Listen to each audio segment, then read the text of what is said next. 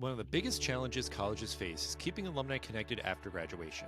Events, reunions, fundraising, it's a lot to manage. And honestly, most schools are piecing it together with different tools that don't really talk to each other. That's why Alumni Q has built their all-in-one platform just for higher ed. It handles the everyday stuff, emails, giving, membership, directories, and it makes it all work together in one place. No more messy systems. And here's the cool part. If you've ever planned a reunion, you know how chaotic it can get. Alumni Q has something called Signature Events that takes the pain out of big milestones. Think smarter registration, built-in giving, real-time reporting, and even printing name tags on the fly. It's like having an extra teammate who never sleeps. So if your school is ready to simplify alumni engagement and actually strengthen connections, check out alumniq.com and request a demo.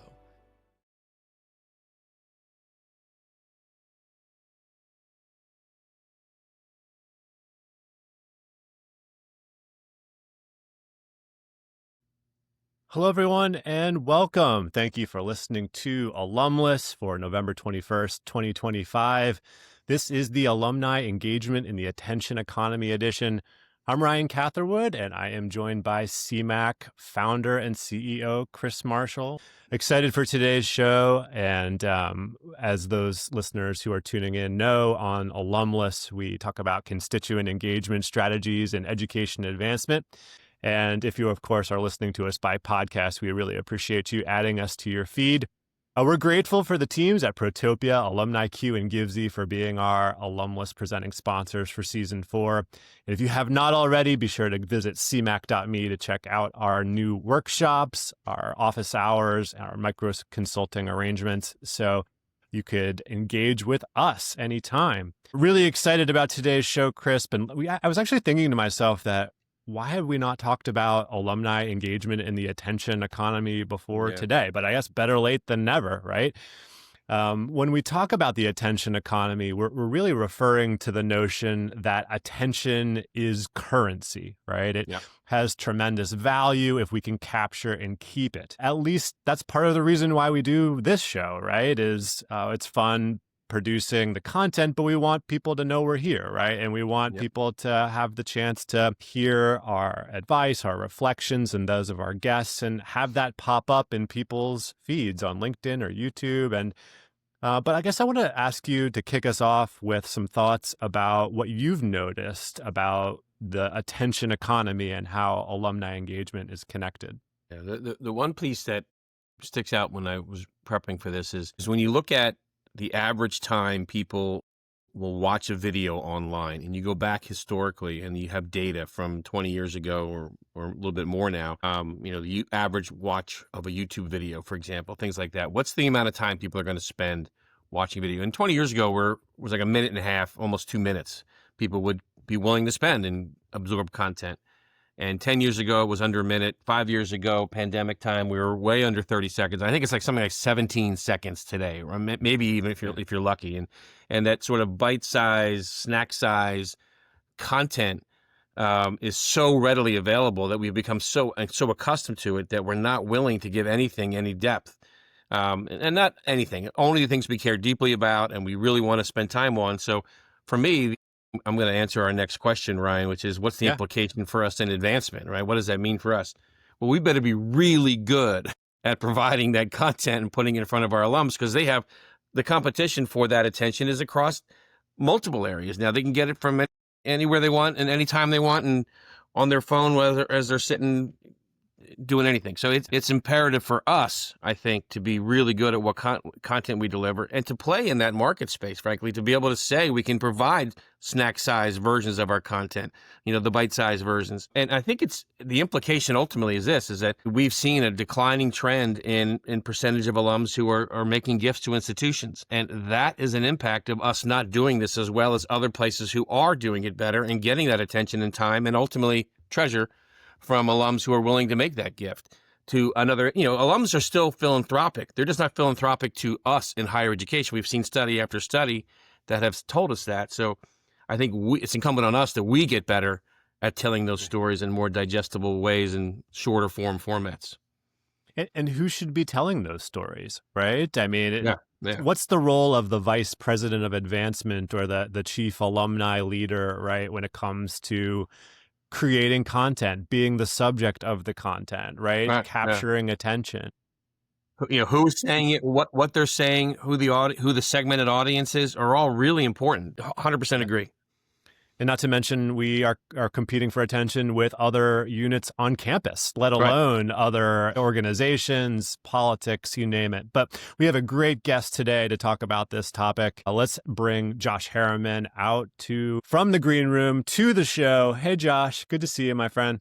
Good morning, Ryan and Chris. Good seeing you guys. Josh is the Director of Constituent Experiences for Strategy at the Ohio State University. I managed to. Josh had me correct the show card today because I didn't have in there. But hey, listen, I know it's a thing. It's important. It is. It's all about brand. It is all about brand, capturing attention, right? Josh, sort of following up on my question to Chris about what does all of this mean for us in the constituent engagement profession within the advancement context, right? What does the attention economy mean? And how are you thinking about it? Yeah, appreciate, first of all, thank you guys for having me on. Ryan, when you reached out to have this conversation, you said, we're thinking attention economy. And I'm like, I've been thinking attention economy. So it's very timely. I've had a lot of conversations in recent months around this with my team and with colleagues out in the field, and just came back from CASE's Alumni Engagement Strategies Conference, where getting the attention of alumni is even more critical to our business, to the functions that we have in our philanthropic arms of our institutions. But I've been talking some with Mickey Munley. I don't know if you guys are familiar with Mickey, but we're working with Mickey on a couple of projects, and he's the president of Munley Company and Community Phonecast. And this idea of not just the attention economy, but what do we do with it after? So Chris, you were talking about we're competing for attention in all ways, functions, shapes that we can. And it's not just if you're going to make a gift to Ohio State or to your institution. It's if you're going to pay attention to something on your phone, on your computer, on your whatever device you're using, make it ours, right? So I think that there is the catchiness, the flashiness of this, of you got to get folks hooked, but it's how do you earn, sustain, and steward that through a cadence of touch points? And that's using data. That's being even more sophisticated than we probably have had to be historically as a profession. But it's also, what is that next touch point? So, Ryan, I think you were saying this as I was in the waiting room there, hanging out, listening, but what's the role of the VP for Alumni Engagement or the VP of Advancement? I think it's tapping into stuff that's already happening at institutions, unless you know any VPs who want to do TikTok dances or anything like that, but I can't think of any right now, but who knows? Maybe they're on LinkedIn right now tuning in. But, I think that it's leaning into the brand and figuring out how to leverage that component of it and packaging it in such a way that is relevant to the attention economy. Yeah. And I've seen some schools producing podcasts, right? I've seen schools that have their senior leadership kind of front and center with respect to the content that they're creating. And ultimately, I think what we know about attention is that we need to say something that sparks an emotional response, right? We need to say something that connects, that lands, and people will watch the whole video and not flip through, right, to the next thing or do the next thing. But when you think about your role at Ohio State, what do you think about is competing most for your alumni's attention? And how are you working with you and your team to claim some of that attention, some of that share? It's what we all are dealing with in our lives too. We're tired. I'm tired of staring at a screen. I'm tired of getting that buzz notification. I got a notification from our daughter's preschool this morning about, can she have cake at lunch? And I'm like, oh my gosh, my brain went over here and I'm trying to prepare for this. Right. So, I think that there's the fatigue. There's absolutely the things that any of us are juggling in terms of we're going into the holidays. What do we need to do? What's the career plan? What do I need to be successful in my work? What do I need to be successful in my role? What health needs is any individual alum encountering? The inconvenience of traveling to a space to still be present for an engagement. If we treat engagement as only, you must be in person on campus or at the institution for it to matter or to be meaningful. Those are things that I think we are competing with. And just life in general. But I think that, in some of the conversations too that I've been having, there's the erosion of trust. Like, our institutions have a brand. So what is the brand? How are we using alumni data to target alumni, to communicate with them in a personalized way? And that comes down to trust building, and then also just the overstimulation of all of it. Okay, I'm on Instagram. I saw this ad, and then, oh wait, I got an email about it. Okay, and now they're calling me about it. So multi-channel works, but I think you have to be even more thoughtful about how you're doing it in a person-centric way. Yeah, to not be so darn annoying, right? Yeah.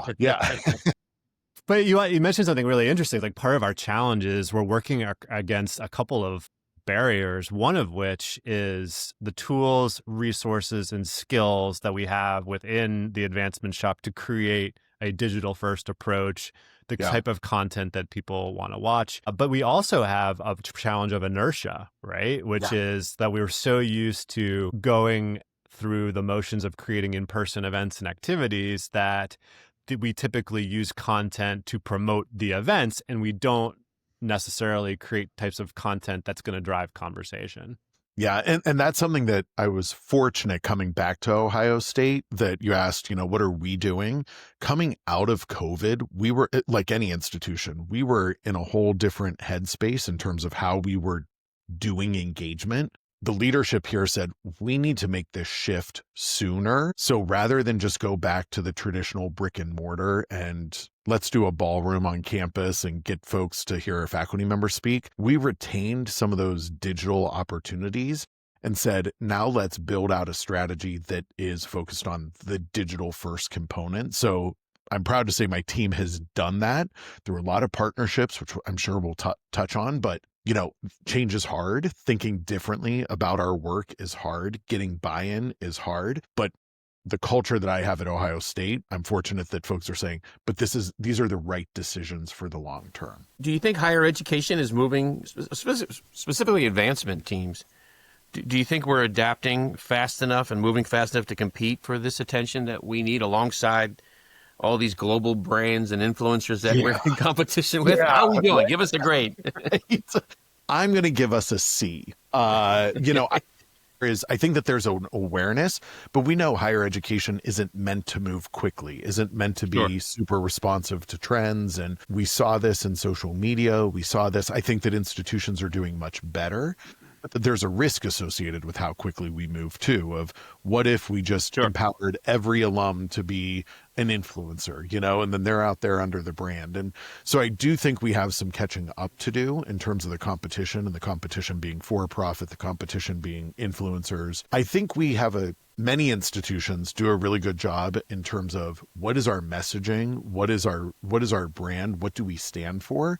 I think that part we figured out, but how we deploy it is something that we're still trying to tap into. And you were talking, Chris, about like the shortening of attention span when it comes to video, and I was looking at some of this, and right now so in 2016, the average tuning into a video was at 168 seconds.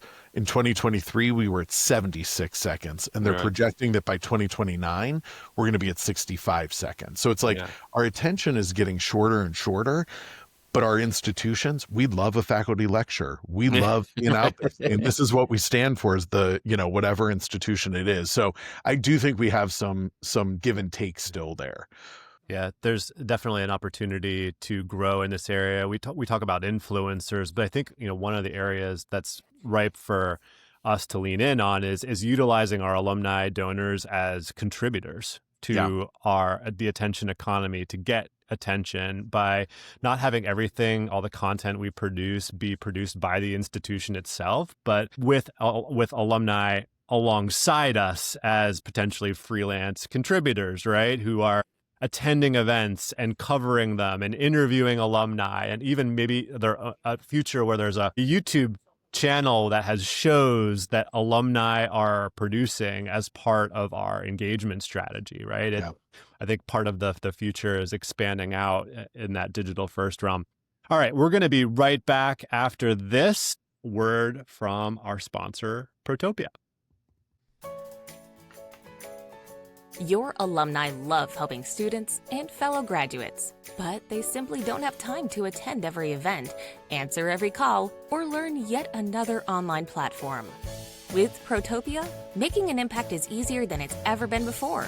Ever. There's no new app to sign up for or use in our already busy lives. Students, alumni, or even staff can quickly ask for advice or networking via a simple form, email, or text. Protopia's artificial intelligence searches the institution's existing alumni data to find the best experts that are the most likely to assist based on experience, availability, location, and other factors. Each matched alum receives a direct, blind email to ask them to help, giving alumni full control over if and how they want to respond, whether that's by email, call, or a virtual meeting. And if it's not a good time, Protopia's AI simply reaches out to the next alum until the question has been answered. The student receives advice right into her email inbox and is coached to engage the alum to grow her professional network. Finally, our rich dashboard lets staff follow along, view detailed engagement analytics, and access updated alumni data. Protopia. Simple for them, simple for you. All right, we are back, and I want to talk about Protopia a little bit, Josh, at some point here, because I know that's part of been your strategy. But let's talk a little bit about the idea of scaling and how to make sure the brand of Ohio State continues to get elevated. Talk about how Ohio State, the work of this, helps efforts to capture attention, the overall brand of the university. It's a huge, well-known global brand. How do you think about the work of your counterparts in communications, and how does it complicate efforts within advancement or alumni to capture specific attention for your work? I mean, our communications friends, our marketing friends, they're the experts for us, because I would be the person who's out there being like, it's fine, with my phone being like, here's a live take from this event. And they'd be like, why are you standing in front of the restroom sign? Like that would be my take on it. Right. So leaning into them to really be the experts. But I think that we have a pretty healthy good give and take here at Ohio State, where it is all right, what we are trying to accomplish is X. We want to tell the story, we want to get butts and seats, but we want to add value. But then leaning into them to activate that and operationalize that has been key. That, again, I would be the person who, back in the day when email was the only form of communication we could use digitally, where I'd be like, just send 17 emails. And it's like, well, now everybody's unsubscribed and people's patience is that much shorter. They're kind of the pulse check for us too, of like, that what you're trying to accomplish is this. There are better ways to get to that goal. What I am finding, though, and what I think my team is finding, is we have to bring them in early. We have to have strategic conversations, and not in the building's on fire, we need to get people to sign up for it tomorrow. And it's like, why didn't you bring us in 2 months ago? Right. So being mindful of their timelines too. Josh, one of the things that we've noticed about your program at The Ohio State University is your use of data and data-informed decision-making for all that you do. I had one of your colleagues on the show a few months ago named Sam Frost, who's a great, if you haven't watched that episode or listened to that one, you should go back and find it. But let's go back, Josh, for you in terms of data, and we heard a little bit from Sam as well. How are you guys using data to inform the decision-making you do, and how is that, and what are you hearing from the data? What's it telling you, and is it different than it was 5 or 10 years ago? It has changed for us, I would say. So Sam and I work every day together, but when we are looking at what we call our engagement continuum, my team, Sam's team, we are focused on that learning to participating. So someone taking action with the institution, they have to do something with us. Looking at the data, we still know email is king in terms of communication preferences. We've got more than double respondents who say that they would rather hear about what we're doing on email than social media. But we also have a challenge industry-wide around unsubscribe rates, accurate email addresses, all of that. Next up is text message for us. So it goes email, social media, then text message. And people say that 39% of our respondents say that they're interested in receiving text messages. We're still solving for the best way to leverage platforms to get that information to them. So, as we think some about the data, I do think we're moving to the more nimble type of communication, especially generationally with the younger generations. But what we also are seeing is the appetite for virtual events and what types of virtual events are changing. In the past, we would have said, come to the Alumni House, let's do a networking event in person. We're going to have a faculty lecture, on campus, whatever it might be. Folks are saying, hey, actually career coaching, career professional development opportunities, let's kick that to virtual. Networking, kick it to virtual. Lectures, kick it to virtual. And instead, we're looking at athletic related programming, not surprised at the Ohio State University, but athletic related programming, family programming, or like adult night out where you can get out without the kids and go do something unique and different. Those are the value add experiences that are still rooted in the in-person experience. Let me flip the questions because you teed it up perfectly, Josh. When you think about the attention span at different life stages, you're just referring to this now. You have the recent grads, mid-career, retire age. Are there differences in what you're seeing from the data in those various segments, age-wise or stage of life-wise? Yes. And I think that part of that is the value add component of how are you going to make my life easier or better based on where I am and what I need, And this was probably 7 years or so ago now, but Sarah Shute at Wisconsin presented some information around, legend right there. Sarah and her team were talking about the concept of like the generations and where folks are in their life stage and the attention economy, and thinking of it as a bell curve that when recent grads are out, they're kind of like, look, I'm looking to do something. How can I still connect with people and use my alma mater as a way to make friends or professional experience? And then you get kids, and then you have all these other life experiences happening, navigating job changes, and then you kind of see the uptick again as retirements start to happen. Mm-hmm. Yep. Yeah. It makes total sense that you would be thinking about family-focused engagement initiatives and making sure they're in person. If there's nothing that I'd like to do more than get my kids away from screens, right? And out and into. This was a conversation in our house last night, as a matter of fact. Yeah. I mean, my kids just flip through shorts, and it's a whole nother conversation. But Josh, like one of the key areas of work that we are trying to influence all the time is volunteerism and scaling volunteerism, involving as many people as possible. How do you think alumni volunteerism should change to meet this moment when we're in the attention economy, and what maybe should remain the same?